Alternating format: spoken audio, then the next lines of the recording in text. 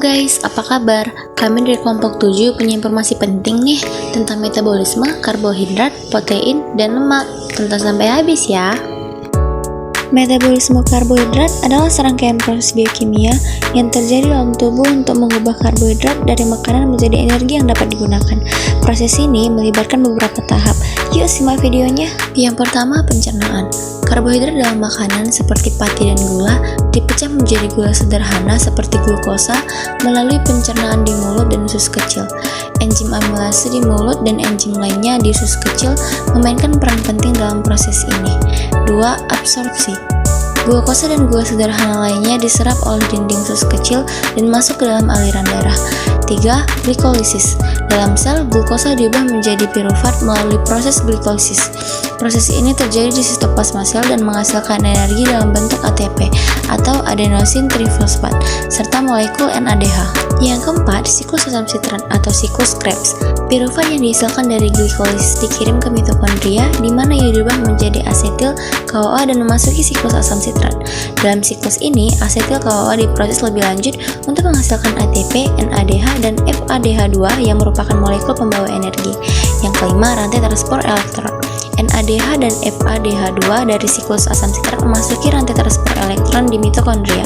Proses ini menghasilkan ATP dan air sebagai produk akhir serta memanfaatkan oksigen sebagai akseptor akhir elektron.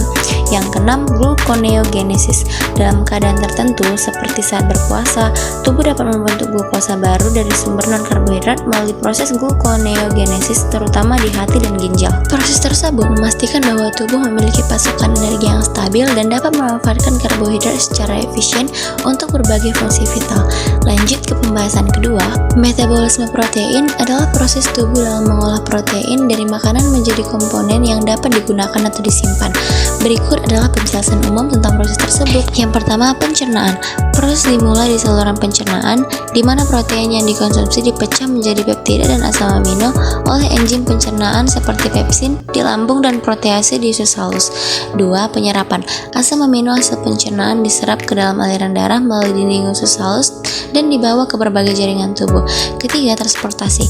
Asam amino dipindahkan ke sel-sel tubuh melalui sirkulasi darah dan digunakan sesuai kebutuhan.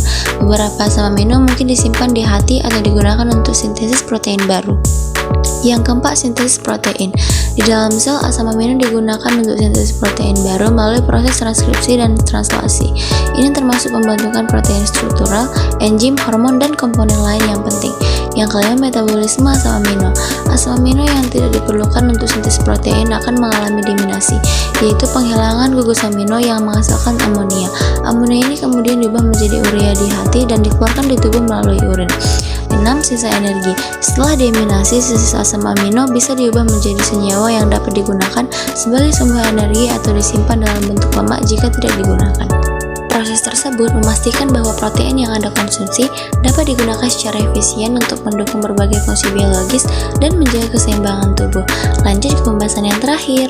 Metabolisme lemak adalah proses tubuh dalam mengolah lemak dari makanan dan penyimpanan untuk digunakan sebagai sumber energi dan komponen struktural. Berikut adalah penjelasan umum tentang proses tersebut. Yang pertama, pencernaan. Proses metabolisme lemak dimulai di saluran pencernaan.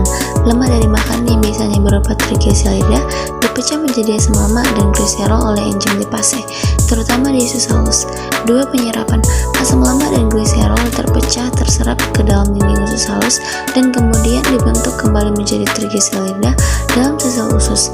Trigliserida ini digabungkan dengan protein untuk membentuk lipoprotein sel omikron yang masuk ke sistem limfatik dan kemudian ke dalam aliran darah. 3. Transportasi. Lipoprotein seperti sel omikron dan VLDL atau Very Low Density Lipoprotein mengangkut trigliserida dan asam lemak ke berbagai jaringan tubuh. Keempat, penyimpanan dan penggunaan.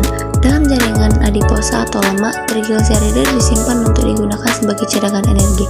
Ketika tubuh memerlukan energi, trigliserida dipecah kembali menjadi asam lemak dan gliserol dalam proses yang disebut lipolisis. 5. Oksidasi asam lemak. Asam lemak yang dilepaskan dari jaringan adiposa masuk ke sel-sel tubuh, terutama ke mitokondria, di mana mereka mengalami oksidasi beta. Proses ini memecah asam lemak menjadi asetil CoA yang kemudian masuk ke siklus Krebs atau siklus asam sitrat untuk menghasilkan ATP, bentuk energi yang dapat digunakan oleh tubuh.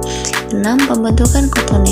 Jika asam lemak dioksidasi dalam jumlah besar seperti dalam keadaan puasa atau diet rendah karbohidrat, hati dapat memproduksi keton dari asetil CoA. Keton ini kemudian digunakan sebagai sumber energi alternatif oleh banyak jaringan tubuh termasuk otak. Yang terakhir, pembuangan. Sisa produk metabolisme lemak seperti karbon dioksida dan air dikeluarkan dari tubuh melalui proses pernapasan dan urin. Proses metabolisme lemak penting untuk menyediakan energi, terutama dalam kondisi di mana glukosa tidak tersedia dalam jumlah yang cukup, dan juga berperan dalam sintesis hormon serta pembentukan membran sel. Gimana guys? Sudah disimak belum? Jangan hanya melihat saja ya. Terima kasih sudah menonton.